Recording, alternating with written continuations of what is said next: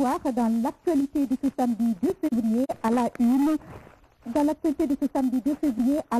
parité homme-femme, le débat ressorti face à l'Assemblée nationale. Les femmes parlementaires réclament plus de représentativité féminine au poste de prise de décision.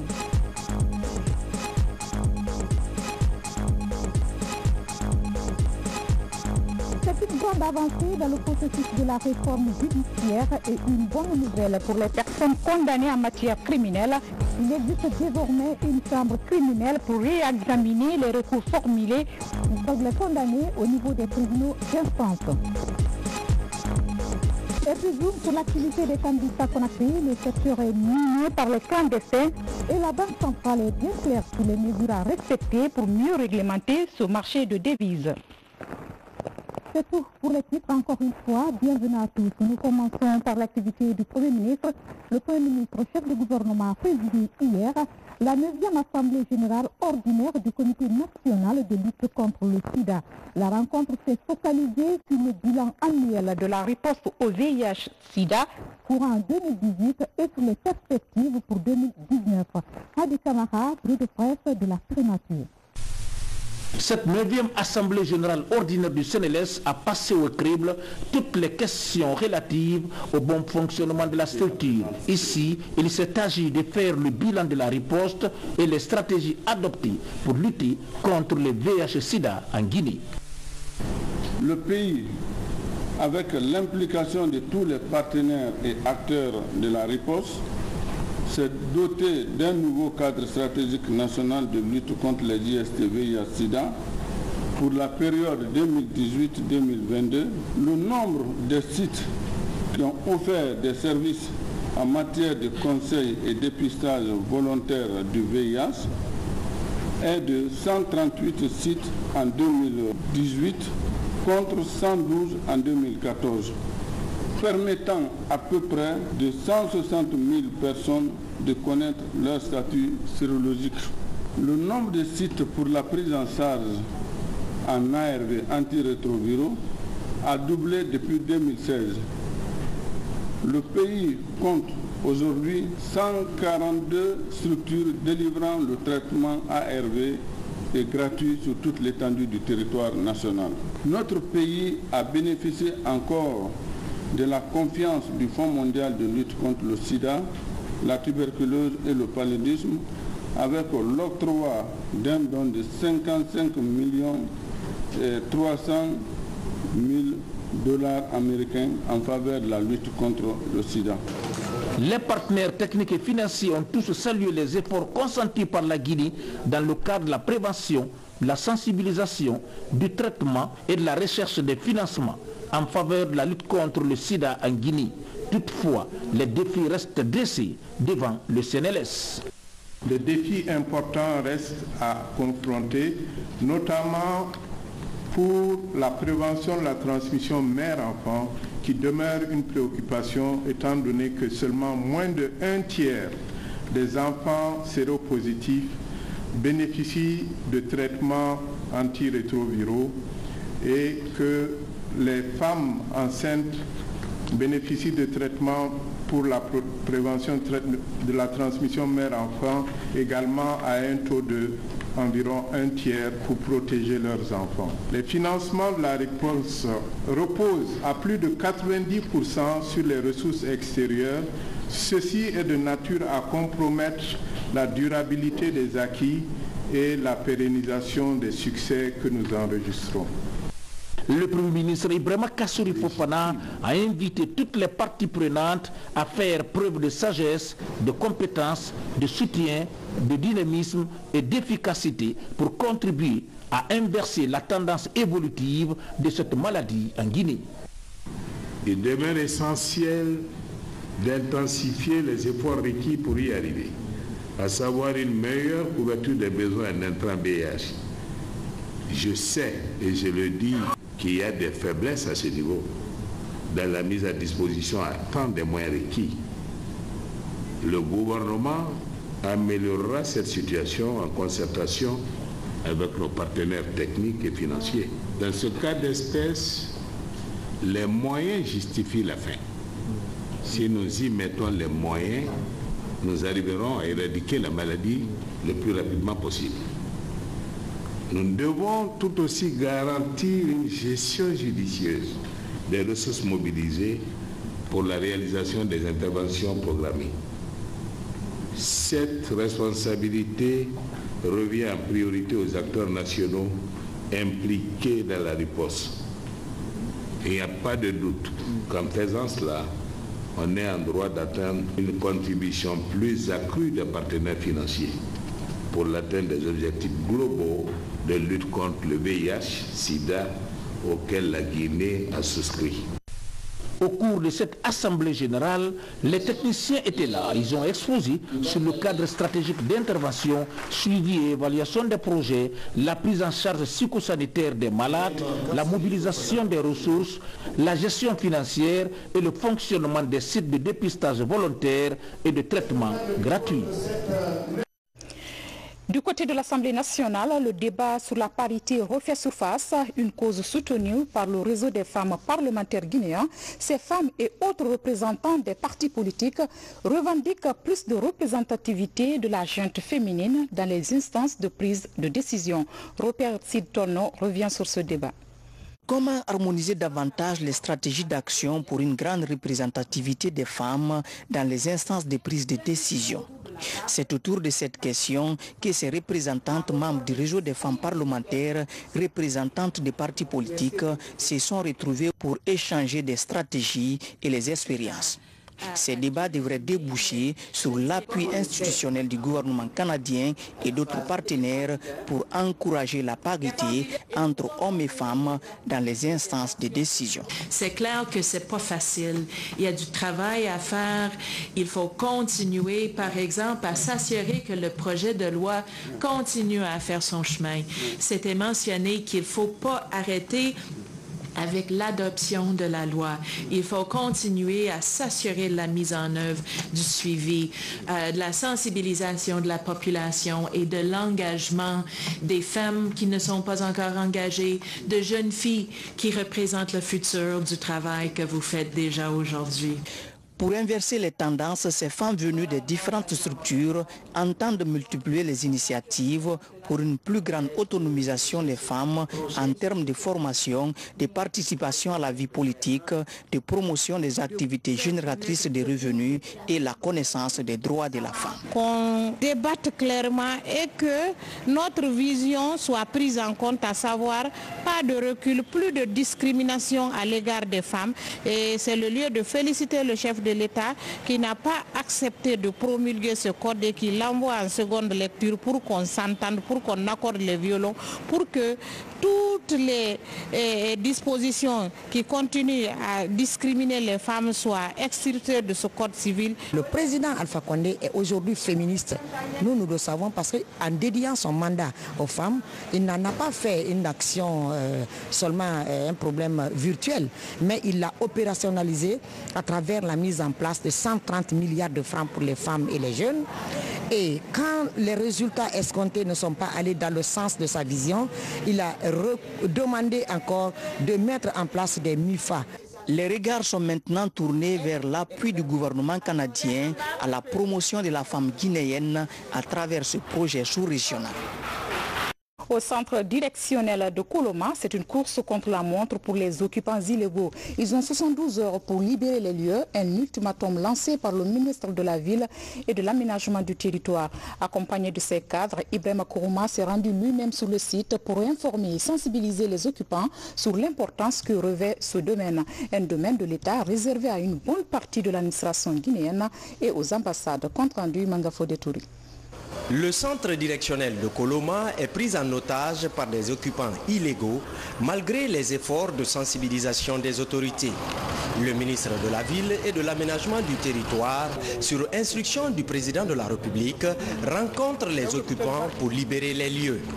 Les autorités de Kapororaï sont mises à contribution pour la sensibilisation en vue d'une opération sans casse. Nous venons aujourd'hui encore pour tous réitérer l'engagement du ministre sur le terrain par rapport au déguerpissement.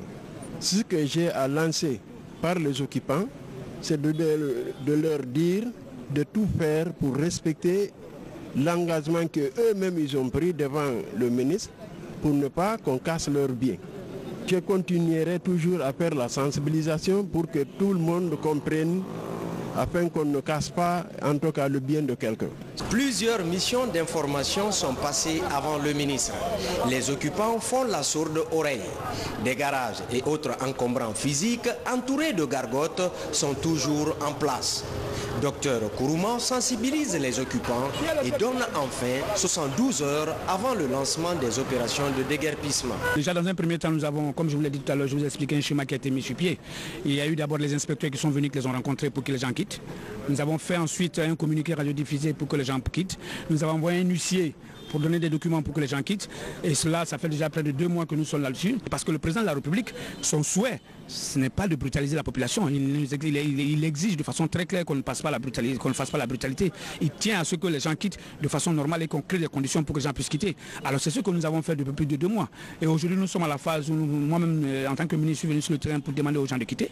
Donc nous allons mettre cette brigade pour que les gens, de façon volontaire, qu'ils acceptent de quitter tranquillement pour que lundi, à partir de lundi, les opérations se fassent. Pour cette nouvelle opération de déguerpissement, le gouvernement informe et sensibilise les populations sur la nécessité de libérer le site en évitant de casser.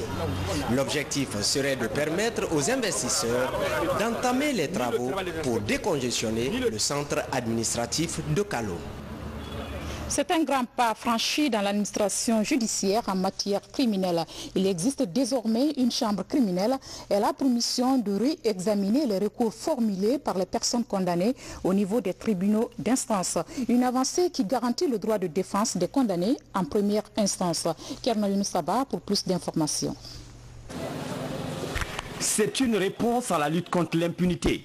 L'organisation judiciaire actuelle donne possibilité aux personnes condamnées en matière criminelle de faire appel de la décision rendue en instance.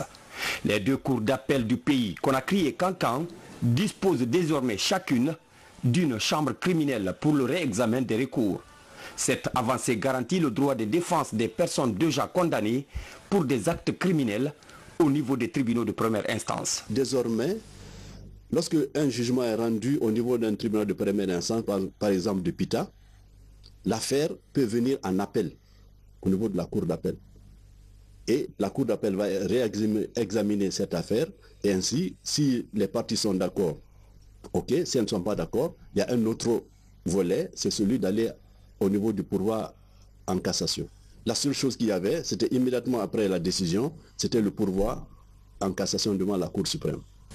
Maintenant, aujourd'hui, on a l'avantage de recevoir près de plus d'une quinzaine de dossiers. Une dizaine de recours est formulée par les justiciables. Vendredi prochain, on a près de 5 dossiers qui vont passer. Je crois qu'il y a 2 dossiers de meurtre et 3 dossiers de viol. Mais l'avantage que nous avons, c'est que la Chambre va siéger en collégialité. Il y aura un président avec ses 2 assesseurs. Maintenant, à côté, il y a le ministère public et puis le greffier. Mais toutes ces personnes qui passent devant cette chambre criminelle, ces personnes doivent être assistées par un avocat. Avant, le rôle des cours d'appel ne s'est limité qu'à la tenue des assises et au réexamen des affaires non criminelles. Avec cette nouvelle disposition, la justice se veut plus accessible et fait montre de célérité dans la gestion des affaires. Le programme de réforme de la sécurité et de la protection civile se poursuit en Guinée. Une vingtaine de formateurs renforcent leurs capacités sur les techniques d'intervention et de sécurisation des personnalités. Ça s'appelle de la protection rapprochée et c'est une initiative du ministère de la Sécurité et de la Protection civile. Mariam Kamara Al-Gassimba signe ce reportage. 24 agents de sécurité, dont 2 femmes, bénéficient de cette formation en technique d'intervention et de sécurité rapprochée des hautes personnalités. C'est le tout premier module au compte de la formation des formateurs en protection rapprochée, un programme de renforcement des capacités des hommes de terrain. Cette formation s'inscrit dans la dynamique de la réforme du secteur de sécurité initiée et soutenue grâce à la vision politique du président de la République, commandant en chef des forces armées, le professeur Alpha Condé.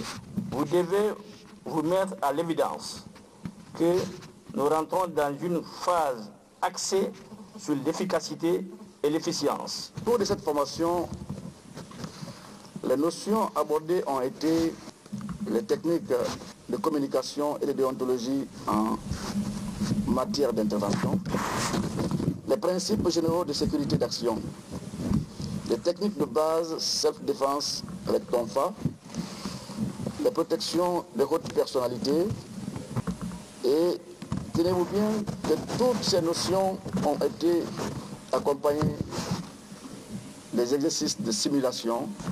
Cette formation cadre avec la réforme du secteur de sécurité en cours.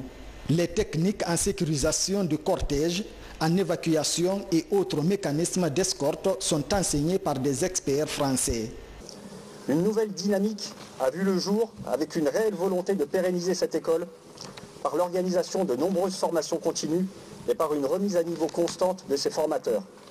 Cette formation, qui a suscité un très grand intérêt de la part des stagiaires et même au-delà, sera sans aucun doute démultipliée et complétée d'un niveau 2 dans l'enseignement des techniques de protection rapprochée. Par ailleurs, l'équipe des formateurs a déjà commencé à travailler sur un module dédié à la protection rapprochée de personnes. Les bénéficiaires de la formation sont appelés à restituer leur savoir-faire aux autres agents dans le cadre du programme d'appui à la réforme du secteur de sécurité. Un programme qui entre dans sa 3e phase et qui permettra d'enraciner les acquis préalablement obtenus. Des jeunes dans la gouvernance, le ministère de la Jeunesse en fait son cheval de bataille. Il vient de procéder au lancement du projet d'appui à la participation des jeunes pour la gouvernance. 20 communes urbaines et rurales sont concernées par ce projet qui s'étendra sur une durée de 18 mois. Explication d'Aouda Tabansila. Amener les jeunes à être moins violents et irrespectueux des lois de la République est une préoccupation du gouvernement et ses partenaires.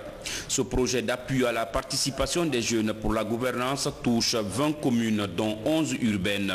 Le projet porte sur 18 mois. C'est un projet important en ce qu'il mobilise les jeunes dans une démarche inclusive à la base, à travers des structures consultative pour participer au diagnostic sur les causes des conflits, des problèmes souvent constatés et aussi faire en sorte que les préoccupations des jeunes soient prises en compte au niveau local. Pour une meilleure exécution de ce programme en faveur des jeunes, le ministère de la Jeunesse et Emploi Jeune est appuyé par ses homologues de l'Unité nationale, de la paix, de l'administration du territoire et de l'action sociale. Ce projet est beaucoup plus salutaire. Pourquoi?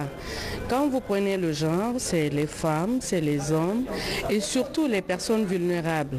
Les femmes ont des problèmes quand il y a des conflits dans les différentes zones qui ont été ciblées par ce projet. Donc ça renforce non seulement nos politiques, nos programmes, et je pense que c'est un acquis pour la Guinée, parce que la place des femmes, l'implication des femmes à la consolidation de la paix est beaucoup plus salutaire. L'UNFPA, l'UNICEF, l'UNESCO sont les partenaires qui soutiennent ce projet auprès du gouvernement à hauteur de 1 442 360 $ US. Pour ces institutions, investir dans la jeunesse, c'est investir dans la paix, la sécurité et la stabilité. Les agents du système des Nations Unies vont travailler sous le leadership du gouvernement, la Guinée, et apporter un appui technique et un accompagnement à travers le comité de pilotage de ce projet. Pour le gouvernement et ses partenaires, ce projet constitue une réelle synergie d'action, de consolidation de la paix et de développement local. Développement local des fournitures scolaires et des kits sanitaires pour les populations de la commune urbaine de Bofa. C'est un geste d'un fils de terroir, une manière pour lui de contribuer à l'amélioration des conditions de vie des citoyens de cette localité. Reportage signé Fodé Camara. Des fournitures scolaires pour les élèves du lycée historique Mariam Gouabi de Bofa, des dizaines de lits d'hospitalisation et des matelas pour l'hôpital préfectoral, ainsi que des fauteuils roulants pour des personnes à mobilité réduite. Un don du maire de la commune urbaine de Bofa. Sur le visage des bénéficiaires, la joie et la satisfaction se lisent en réceptionnant ces équipements. Alors aujourd'hui, c'est un sentiment de joie et de satisfaction qui nous anime quand nous recevons ces fournitures et en direction de nos élèves pour les motiver les enseignants afin qu'ils puissent donner le maximum d'eux-mêmes pour la formation de cette jeune génération qui constitue la relève de ce pays. Ma priorité, c'est l'éducation. Donc sans l'éducation, on ne peut rien faire dans la vie. Donc il faut apporter le soutien nécessaire à nos écoles. L'État seul ne peut pas tout faire. Donc chacun de nous peut contribuer pour aider nos parents à inscrire les enfants et à aider les enfants aussi à avoir le courage d'étudier. Donc c'est en cela qu'on pourrait faire avancer notre pays. Contribuer au développement socio-économique du pays est l'ambition affichée par les autorités de la commune urbaine. Cet appui vient encourager les populations de la localité, notamment les jeunes élèves. C'est une grande réjouissance pour nous d'avoir aussi des cadeaux importants comme ceci. Et nous remercions sincèrement notre maire de Boffa, M. Sebakissi, puisque nous sommes aussi en manque de fournitures ici parfois. Donc s'il nous donne aussi des cadeaux comme ça, c'est important pour nous. L'objectif des kits sanitaires est de lutter contre les maladies transmissibles pendant les soins dans les hôpitaux. Une action qui rassemble tout le personnel soignant de l'hôpital préfectoral. Des agents visiblement satisfaits du geste visant à protéger à la fois patients et médecins traitants. Et ce communiqué du gouvernement suite à la détection d'un cas de fièvre Lassa.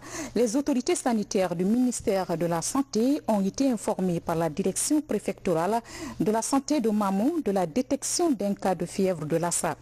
Il s'agit d'un homme de 35 ans habitant la préfecture de Kissidougou et admis à l'hôpital régional de Mamou le 28 janvier 2019. Le résultat du test sanguin du 1er février 2019 a confirmé la présence de la fièvre hémorragique de Lassa. Pour le moment, aucun autre cas n'a été notifié.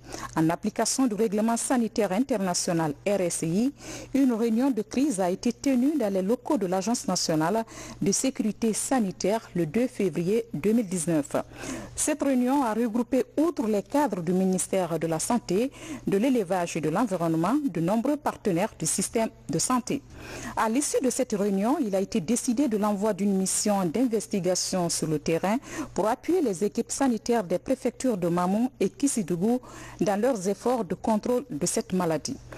Information sur la maladie de la fièvre de Lassa et mesures de contrôle. La fièvre de Lassa est une maladie hémorragique virale transmise par les rongeurs petites souris à l'homme à travers les fluides corporels, sang, urine et sel. Elle se manifeste par les principaux signes suivants: fièvre, douleur thoracique, céphalée, vomissement, diarrhée, douleur articulaire et dans sa forme la plus grave par les saignements. Toute personne présentant ces signes, particulièrement celles en provenance des préfectures de Mamou et de Kissidougou, doivent se rendre dans la structure sanitaire la plus proche. Autre mesure, se laver les mains régulièrement, laver à l'eau propre et au savon tous les ustensiles de cuisine et les conserver à l'abri des rongeurs. Éloigner des habitations les ordures ménagères et déchets de toute nature. Éviter toute manipulation ou consommation de rongeurs. Éviter tout contact avec les urines et les excréments des rongeurs. Éviter de manipuler sans protection les sécrétions organiques, sang, urine, sel, etc. de tout malade présentant une fièvre avec ou sans saignement. Lutter contre la présence des rongeurs dans les lieux d'habitation et tout lieu recevant du public, hôtels, restaurants, maquis, etc.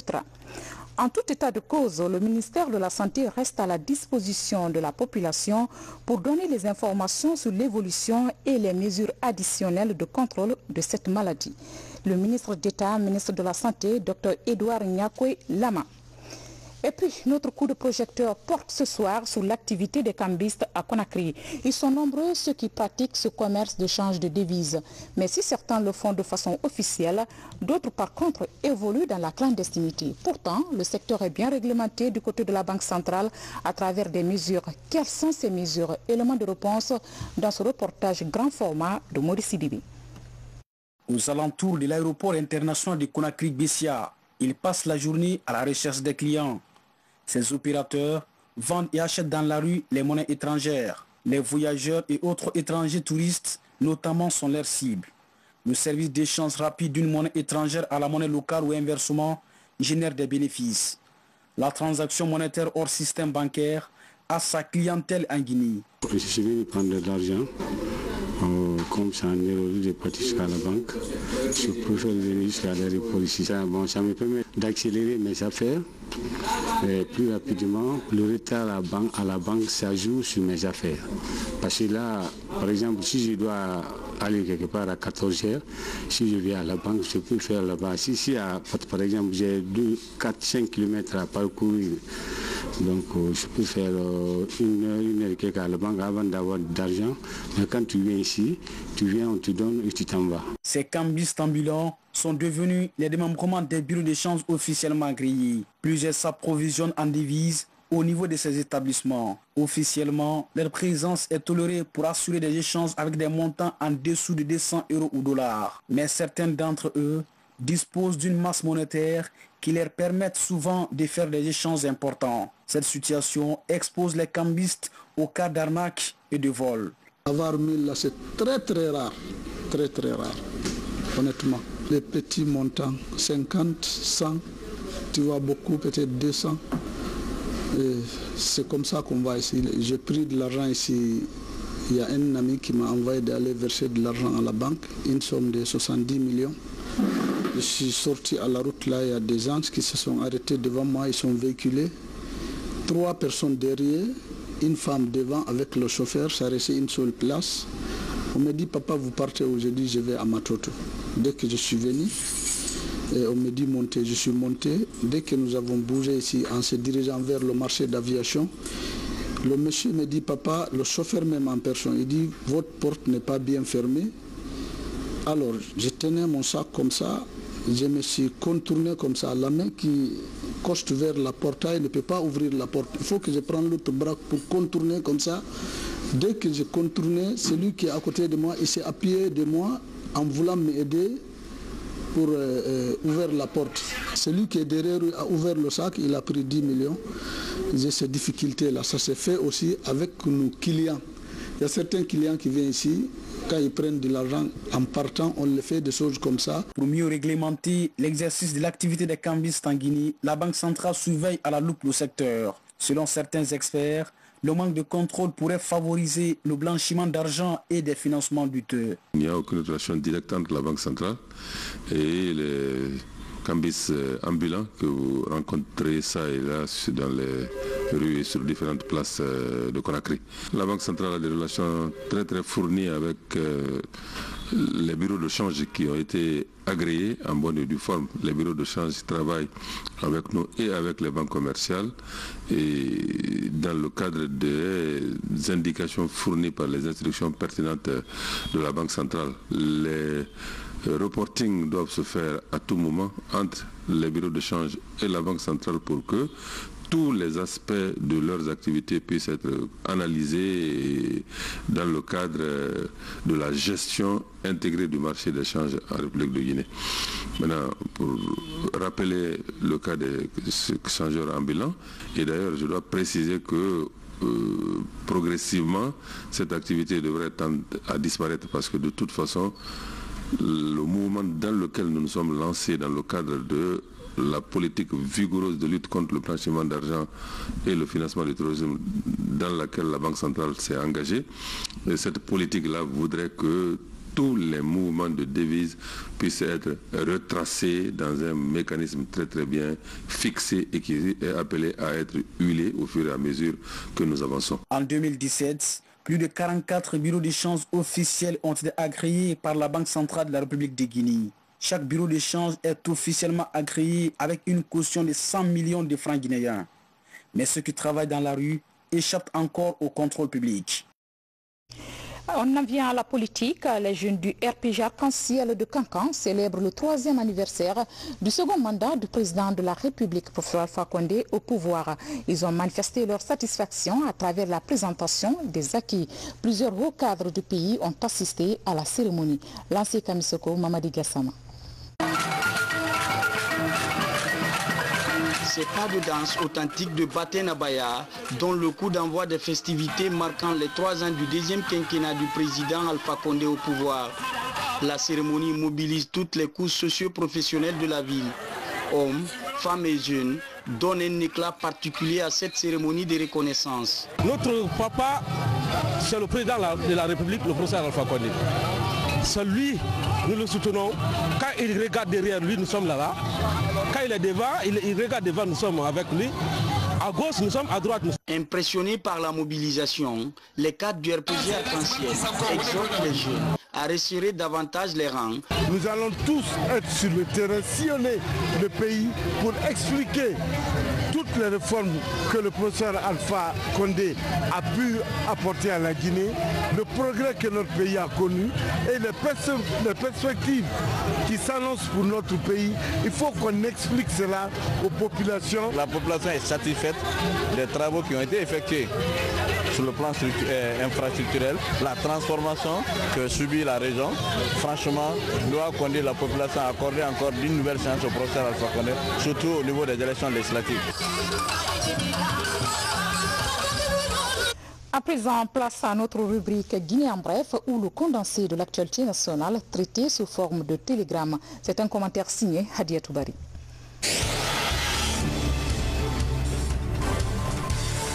La gestion des mouvements de foule et la lutte contre les travers sociaux sont des missions dévolues aux unités de gendarmerie. Pour mieux gérer ces différents cas, le haut commandement de la gendarmerie nationale, en collaboration avec la coopération militaire française, démultiplie la formation de ses agents afin de les rendre plus aguerris et professionnels.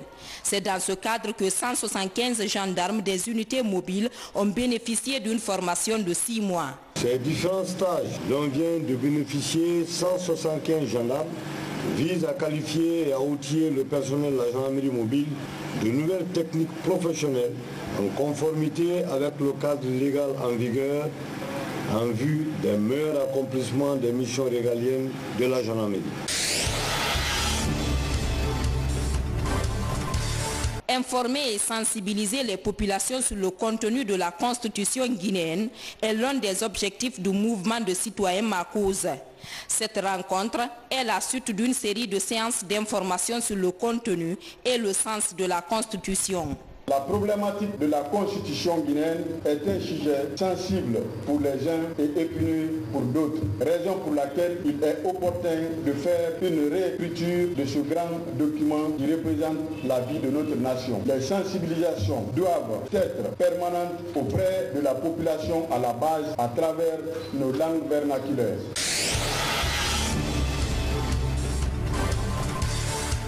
Ils auraient pu choisir le chemin de l'exil, mais ils ont finalement décidé de rester au pays. Réunis au sein d'une nouvelle plateforme appelée Mozapegui, ces jeunes veulent participer à des programmes de sensibilisation de l'État contre certains fléaux comme la migration irrégulière. Un engagement citoyen qui embrasse d'autres secteurs d'activité.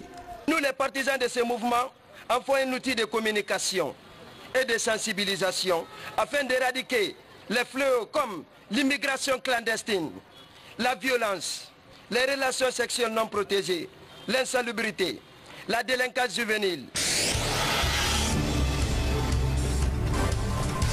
Le Coran facile pour tous est un ouvrage de 99 pages. Le journaliste Moussa Sissé est l'auteur. Depuis 15 ans, il travaille sur le concept de la charité islamique. Ici, la zakat et le waf deviennent des moyens efficaces de lutte contre la pauvreté. La philanthropie, c'est à la fois l'esprit de sacrifice et de charité, mais institutionnalisé, c'est-à-dire exécuté dans un cadre institutionnel tel que recommandé dans le chapitre 9, verset 60 du Coran, qui dit que la charité doit être attribuée à qui, y compris les gestionnaires.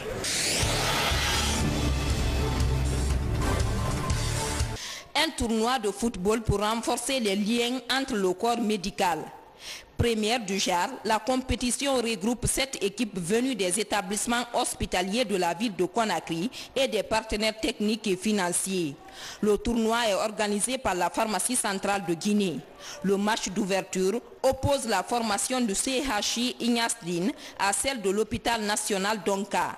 Au terme du match, c'est l'équipe de l'hôpital Niasdine qui s'impose sur le score de 3-0. C'est pour montrer également qu'il est extrêmement important de faire de l'exercice physique, mais aussi par le football, on peut vraiment se mettre ensemble parce que nous défendons une seule et unique chose, c'est la santé de nos populations.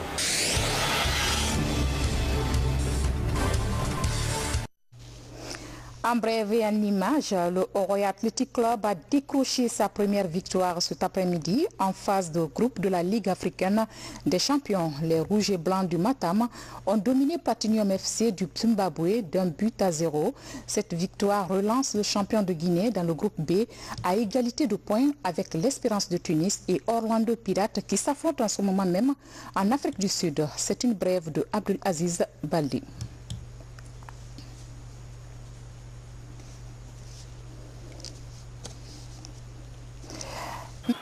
Ainsi prend fin ce journal. Merci à vous pour votre obligeante attention. Demain, l'info revient avec Adel Camara en journée. Et moi, je vous retrouve à 20h30. Passez un excellent week-end et à demain.